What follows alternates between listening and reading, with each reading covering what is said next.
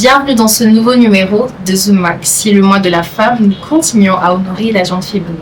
Aujourd'hui, nous avons l'honneur de recevoir une invitée exceptionnelle que vous découvrirez très bientôt. Bonjour madame. Bonjour. Comment vous allez? Ça va et vous-même? Ça va très bien. Est-ce que vous pouvez vous présenter s'il vous plaît? Je m'appelle Bélange Matabaro, je suis entrepreneur qui émerge dans l'agroalimentaire et sur ce je suis aussi dans une entreprise de la place dont j'étais le nom. En gros c'est un peu ça. Ah d'accord, je comprends. Dans l'entreprise de la place, vous êtes dans quelles sont vos tâches là-bas? Je suis chargée marketing et vente. Ok. Oui. Vous êtes dans le marketing? Oui. D'accord. En même temps en agroalimentaire? Ok, ça fait quand même multitâche. Oui, c'est votre parcours. Donc, vous avez dit que vous étiez dans l'agroalimentaire. En même temps, vous êtes chargé de communication et marketing dans une entreprise de la place. Oui. Pour vous, c'était important d'être indépendante. Vous avez opté pour l'entrepreneuriat. Dans l'entrepreneuriat, je suppose que vous êtes dans l'agroalimentaire puisque vous avez commencé avec ça dans la présentation. Oui. Mais dans quoi exactement? Je suis dans la transformation de thé. Particulièrement de Sinda et Boulou-Koutou. J'en fais des tisanes. Ah, des tisanes. J'en fais des tisanes.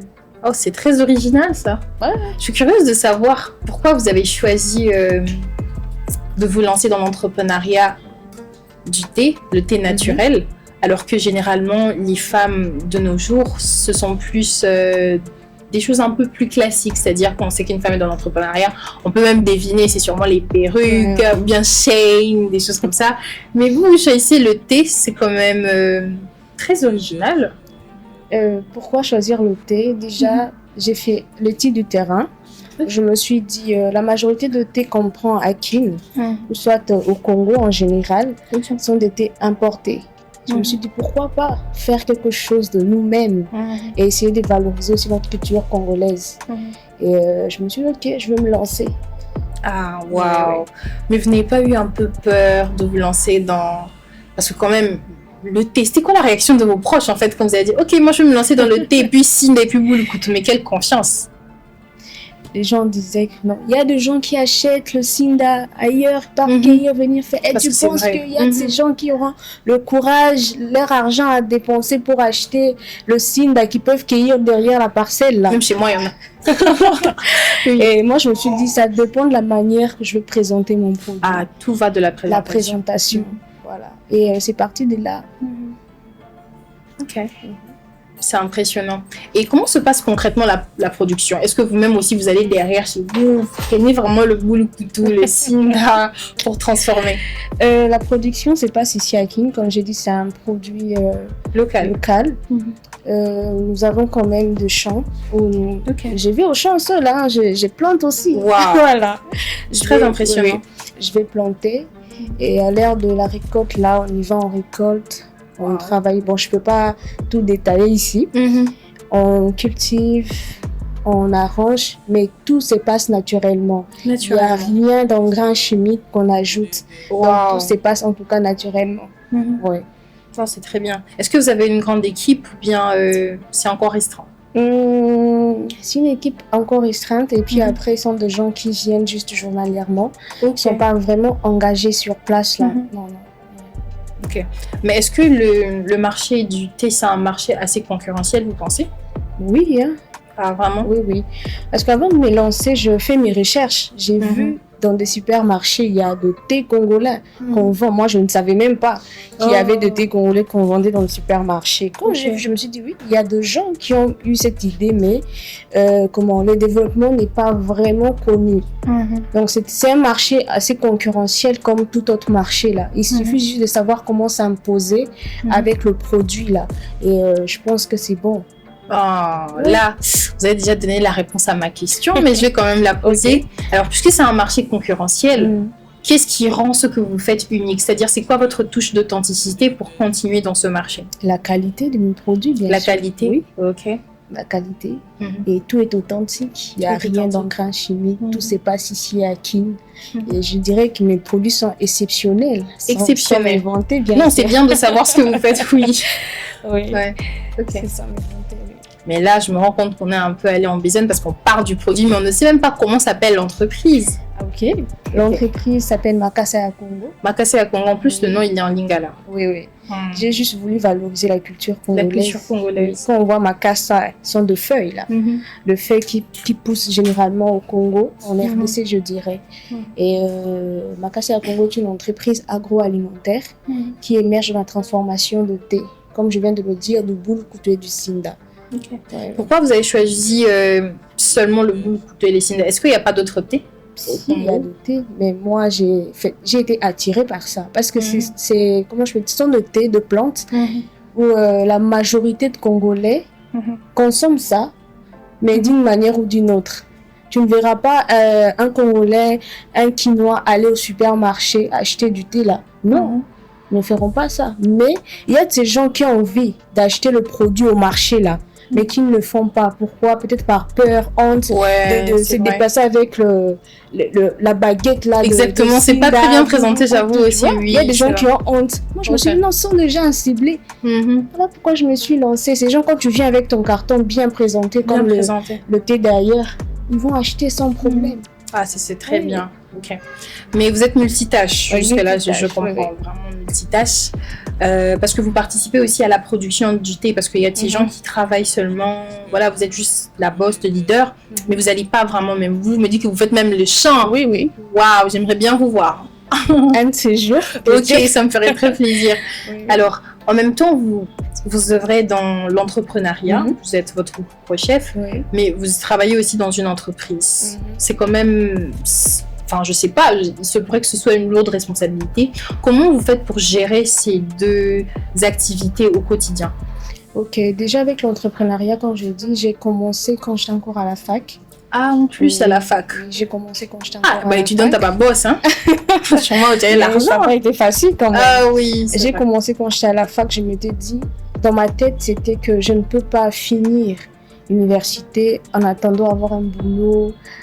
Normalement, ça prend du temps aussi. Hein. C'est vrai. On connaît la conjoncture du pays aussi. Je m'étais dit de me lancer dans ça. Et quand j'ai commencé, j'ai pris goût à ça. Je me suis dit, non, je vais continuer, mais ailleurs aussi, je vais travailler. Certes, c'est pas facile de combiner, surtout s'il s'agit d'être là pour la gestion des emballages, la préparation de produits. Donc, tu es obligé d'être au four au moulin. Et choisir un jour où tu te dis que je ne serai pas au boulot pour superviser. Parce que quand tu n'es pas là, on peut faire n'importe quoi. Hein. C'est mieux vrai. Quand tu es sur place, tu mets la main dans la pâte aussi et les choses iront trop rapidement. Voilà, surtout que c'est à toi, donc tu le fais quand même avec ton cœur. C'est ça.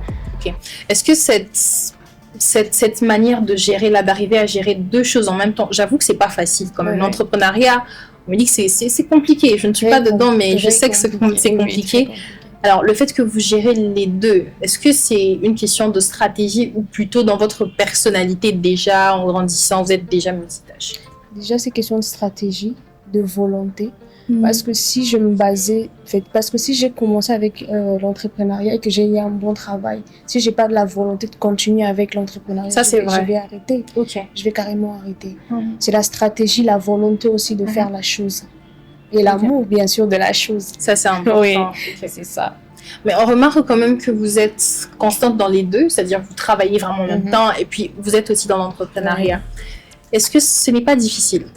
Si, c'est difficile, c'est très difficile. Ah, très d'ailleurs. Oui, très difficile.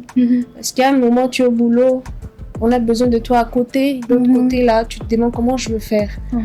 Au moins, à chance faite, qu'est-ce que j'allais dire? Chance qu'on a la technologie, hein. Tu peux coordonner par téléphone, par visio.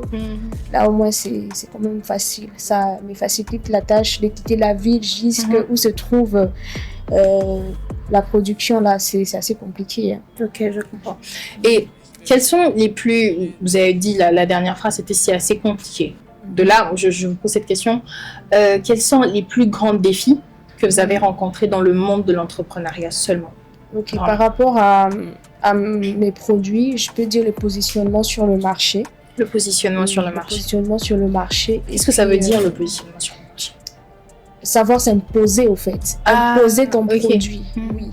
Donc, c'est compliqué. Tu peux aller à gauche, à droite, montrer le produit. Les gens ne s'intéressent pas vraiment, au fait. Les gens peuvent faire semblant de s'intéresser, mais après, tu te rends compte que non, c'est pas ça. Donc, le positionnement a été vraiment compliqué. Et se faire un nom. Aujourd'hui, je peux passer, quand tu parles de Makassi à Congo, ah, ok, on voit ça sur les réseaux, ok, on voit ça dans des mini-marchés. Là, j'ai quand même essayé de me positionner. Et ce qui aussi est assez compliqué. Et puis après, il y a le moyen aussi, de fois, c'est compliqué. Ça bloque. Parce que quand tu te dis que je commence avec un petit rien et que tu es à bout, tu vas abandonner si ça va pas. Donc, il y a le moyen, il y a le positionnement. Et voilà un peu. Ok. Et ça vous arrive de douter à cause de toutes ces situations, de vous dire est-ce que c'est vraiment le bon choix de continuer dans la vente d'été ou bien ça vous est arrivé de douter comme ça? Au début surtout, au début. En étant étudiante. Oui, au début, ça n'a pas été facile parce que je me dis, tu prends ton petit rien, tu te lances dans c'était l'argent des transports en plus. C'est pas facile parce que ça demande beaucoup. Acheter des emballages, parce que j'ai commencé avec des emballages craft. Voilà, je commençais avec des emballages craft. Là, c'est quand même aussi cher. Et tu te dis, tu commences dans ça, tu passes une commande, exemple, de 10 pièces. Ça arrive là, tu ne vends pas. Tu ne vends pas. Les gourmands, quand même, c'est compliqué. Je te dis, mais mon argent, je peux me faire avec autre chose, mais payer les trucs et tout ce qui va avec. En tant que femme, les vêtements. Ça décourage, mais quand tu as des gens aussi à côté qui te soutiennent dans ce que tu fais là, malgré la difficulté, tu vas surmonter ça. Et la volonté aussi, parce que quand je me dis, maintenant là, j'ai fait une perte, je peux le laisser. Mais si je me dis que non, j'ai la foi sur ce que je fais là, ça va aller très loin. Je vais continuer avec ça. Ça, c'est très intéressant. Et est-ce que le fait d'être entrepreneur dans un marché aussi concurrentiel, étant encore une femme, est-ce que c'est compliqué ou ça va? Ou être une femme, ça dit rien pour ça? Bon, je peux dire c'est compliqué et pas aussi. Parce que actuellement, la femme est quand même valorisée. Actuellement, là, c'est pas comme à l'époque. Oui. Actuellement, la femme est valorisée. Quand on voit actuellement une femme émerger dans quelque chose, elle est quand même soutenue par rapport à avant. Moi, je dis que c'est facile si tu sais comment t'imposer seulement. Si tu sais comment imposer ce que tu fais. Et tu verras que tout ira facilement pour toi. Oh, c'est super. Et jusqu'ici, quelle est votre plus grande fierté accomplie dans le cadre de Makassi à Congo? Actuellement, là, le nom... Enfin, je veux dire jusqu'ici. Jusqu'ici.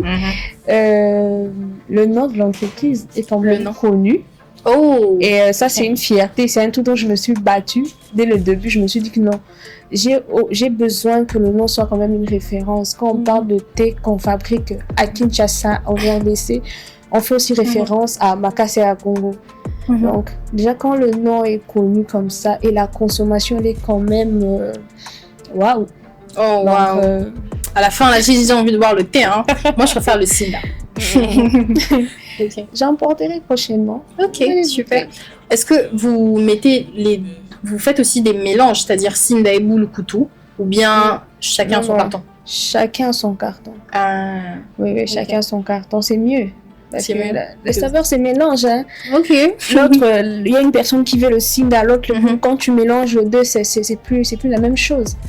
Donc, les cartons, c'est différent. Et à l'intérieur du carton, il y a 15 sachets. 15 sachets. Fusette, on peut dire aussi. Il y a 15 à l'intérieur. 15 sachets. C'est beaucoup quand même, 15 sachets. Et où est-ce qu'on peut retrouver vos produits? Comme je l'ai dit, les produits sont déposés à Assiette du Peuple, juste sur Batete là. Donc, c'est même pas un endroit où c'est perdre, c'est juste sur Batete là. Et puis, passer une commande en direct via nos réseaux sociaux. Oui. Il y a vraiment une page de Makassi à Congo? Oui, il y a une page de Makassi à Congo sur Instagram, sur Facebook, sur LinkedIn, c'est mon compte personnel. Et puis, il y a sur Twitter aussi. Il y a le compte, Ok. On a vu récemment, vous avez gagné un concours. Vous avez participé à un concours de thé. C'était en quelle année, à quelle occasion? J'ai participé au concours Mosala Elengi. Oui, de Madame Tishia Mukuna, Café La Quinoise. Café La Quinoise. Oui. J'étais parmi les lauréates. Ah, du wow. concours. Et ça n'a pas été facile au début, on était trop stressés là.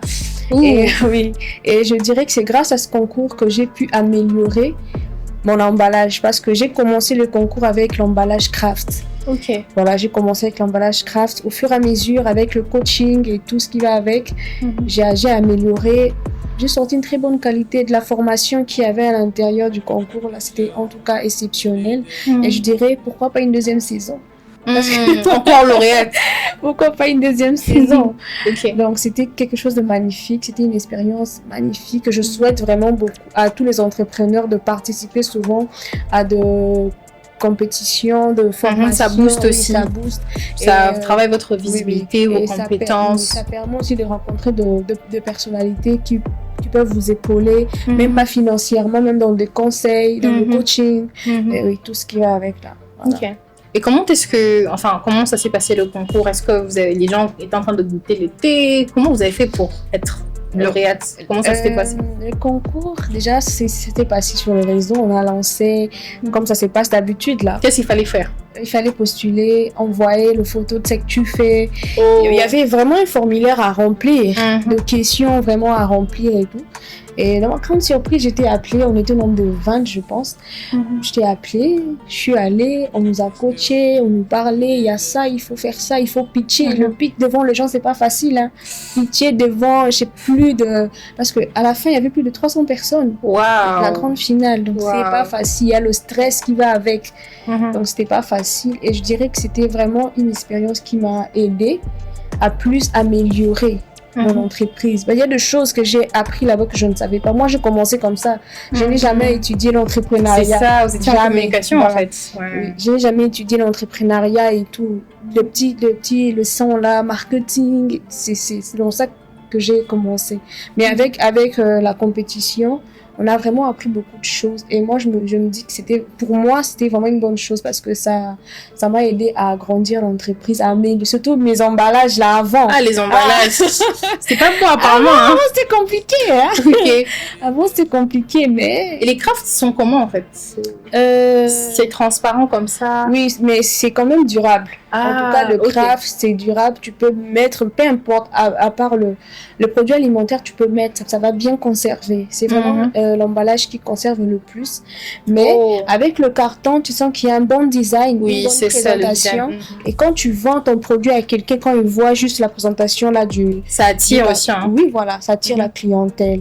Et on m'avait dit non, il faut changer. Il faut changer. Le thé, il faut mettre ça, Certes, c'est de l'argent qui sort, hein. Oui. C'est là, tu te dis non, je suis encore à dépenser. Je te dis mais c'est important. Hormis le carton, il faut payer le designer, tout ce qui va avec. C'est beaucoup d'argent. Hein.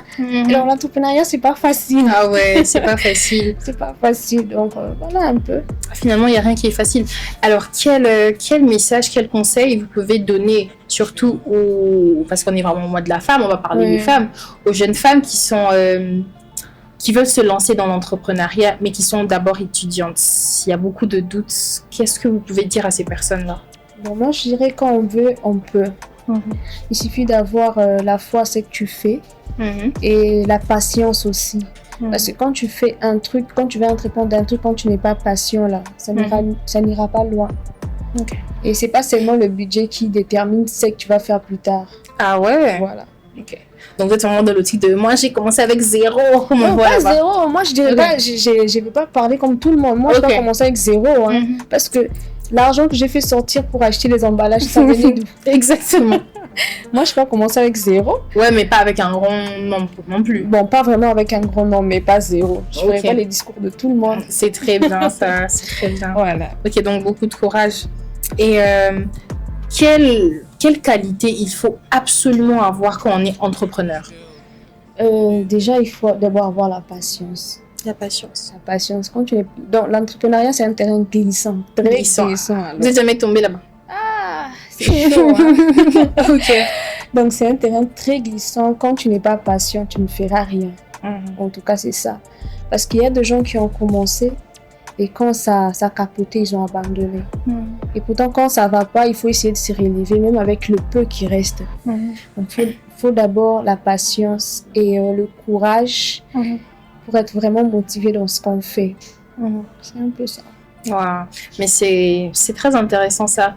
Mais qu'est-ce qui vous motive tous les matins pour ne pas abandonner? C'est-à-dire quand tu te lèves, tu te dis, ok, je suis entrepreneur, je travaille aussi dans une entreprise. Ouais. Aujourd'hui, je suis fatiguée avec les embouteillages, j'ai pas envie de partir. Mais il y a quelque chose qui te dit, non, lève-toi. Mais c'est quoi ce truc-là qui vous pousse à être toujours motivé tous les matins, même quand vous avez envie d'abandonner? Juste que je vais donner le meilleur de moi. Mhm. Je veux à ce que mon entreprise, ou soit que ma personne, soit connue dans ce que je fais. C'est un peu C'est ça qui te motive tous les je jours. me dis, oui, je dois me lever pour être quelqu'un dans ce pays quand même. C'est pas pour rien que je fais mes études. Je dois me lever pour ça. Donc, c'est ma détermination de chaque matin. La détermination de chaque Oui, je vais être cette grande dame. Je sens déjà que ça va arriver très bientôt. Et quand vous êtes lancé dans le monde de l'entrepreneuriat, à part le concours, est-ce que vous avez aussi suivi des formations pour aiguiser vos compétences? Parce que vous n'avez pas étudié l'entrepreneuriat de toute façon. J'ai suivi quelques formations. Les noms m'échappent, mais j'ai suivi quelques formations qu'on donnait à la salle de Sikin Village. Il y avait des formations là sur le pitch, sur la gestion de l'entreprise, et tout ce qui va avec. J'ai quand même suivi de formation et ça m'a permis aussi d'ajouter un plus dans ce que je faisais. Ok. Voilà. Ces formations ont ajouté un plus dans ce que vous faisiez. Et je crois que ce un plus-là vous a permis d'avoir une autre vision pour Makasaya Congo. Voilà. De là, je me dis, c'est quoi la vision de Makasaya Congo dans 5 ans? Dans 5 ans, je vois l'entreprise être à l'échelle. Là. Quand on parle de Makasaya Congo, la première entreprise de production de thé congolais naturel. Waouh. Okay. Donc vous comptez aussi aller à l'international ou vous aimeriez bien vous arrêter à l'international? Ah, c'est tout le monde qui vit ça. C'est pas pour rien, il faut faire la fierté du pays, non? C'est ça. Et comment est-ce que la communication, les réseaux sociaux vous aident à évoluer dans votre domaine? Par exemple, surtout d'ailleurs l'intelligence artificielle, parce que nous sommes vraiment dans une époque où la technologie évolue à grande vitesse. Comment est-ce que l'intelligence artificielle vous aide dans ce que vous faites? Oui, ça m'aide beaucoup. Comment? Par rapport aux publications. Ok. Avant, on devait forcément recourir aux graphistes, aux designers, mais maintenant, là, je peux proposer à l'intelligence artificielle que non, je vais avoir telle image, ou soit une tasse de thé, écrire avec de petits mots là, pour juste poster peut-être pour la semaine. Ok. Si c'était à l'époque, là, je devais peut-être dépenser beaucoup d'argent, mais maintenant, l'intelligence artificielle nous facilite vraiment la tâche d'aller rapidement et de faire quelque chose de beau aussi quand tu mets sur le réseau. C'est quand même magnifique et beau à voir. Ok. Ouais. Et quels sont vos projets à venir? Vous comptez toujours rester dans le thé ou quand vous êtes dans l'agroalimentaire, votre vision s'est un peu agrandie pour vous lancer dans autre chose? Je compte rester dans le thé aussi. Au même moment, élargir. Donc, quand je pars dans le thé, ajouter plusieurs saveurs au thé. Ah, ok. Ajouter les saveurs. Oui, ajouter des Comme saveurs. ça, on a quand même une diversité. Voilà. Parce que moi, j'aimerais bien goûter Goulou Ici là en même temps. C'est aussi une idée. Là, c'est votre appréciation. Ok. Oh, mais puis, c'est peut-être les gens aussi vont apprécier. Hein. Ok. Je compte ajouter des saveurs parce qu'il y a de thé qu'on mélange avec le gingembre. Oh oui. Il y a de thé bon, j'ai thé aussi. Oui, il faut garder des secrets, hein. Oui. Donc je compte ajouter des saveurs et m'élargir aussi dans l'agroalimentaire. L'agroalimentaire. Oui, me diversifier dans certains domaines et tout. Ok. Mais pourquoi seulement l'agroalimentaire? Apparemment, c'est plus la bouffe. Je sais pas. La bouffe, c'est ça la bouffe. La bouffe, c'est le Congo, hein. Ok. Le Congo est riche. Il faut profiter de cette richesse. Ça, c'est vrai. Il faut profiter de la richesse du pays. Vraiment profiter de la richesse du pays. Même si actuellement, tout le monde est dans l'agroalimentaire. Mais il faut juste savoir comment faire la différence et te produire. Ok. Makasaya Congo. Mais dans l'écriture de Makasaya Congo, je vois que c'est avec 2 S. 2 S. C'est vraiment comme ça que ça s'écrit. C'est comme ça que moi, la personne qui a créé Makasaya Congo. Ah, vous avez choisi de mettre 2 S. Ok. Parce que je me disais, est-ce que vous avez vraiment vérifié dans un dictionnaire lingalaphone? J'ai pas vérifié. C'est comme ça que je voulais écrire. Ok. Ouais. Je trouve que c'est beau en fait. Oui, c'est beau. Je crois que le design quand même. Voilà. Je trouve que c'est beau. C'est comme ça que je voulais écrire Makasaya Congo. Ok. Oui. D'accord. Nous sommes en train de chuter. En conclusion, j'aimerais bien savoir quel message vous lancez surtout aux jeunes femmes qui vous suivent là, à la caméra, qui hésitent encore de se lancer dans l'entrepreneuriat ou qui se disent qu'elles ne se sentent pas capables de gérer deux choses en même temps, c'est-à-dire de travailler et aussi d'être entrepreneur? Ok, aux jeunes femmes qui veulent entreprendre aussi comme moi dans divers domaines, je vous dirais quand on veut, on peut. C'est ce que je viens de dire récemment. Quand tu as un objectif à atteindre, il faut de la patience, de la volonté, de l'amour dans ce qu'on fait. Et moi, je me dis, il n'y a aucun défi qui ne se relève pas.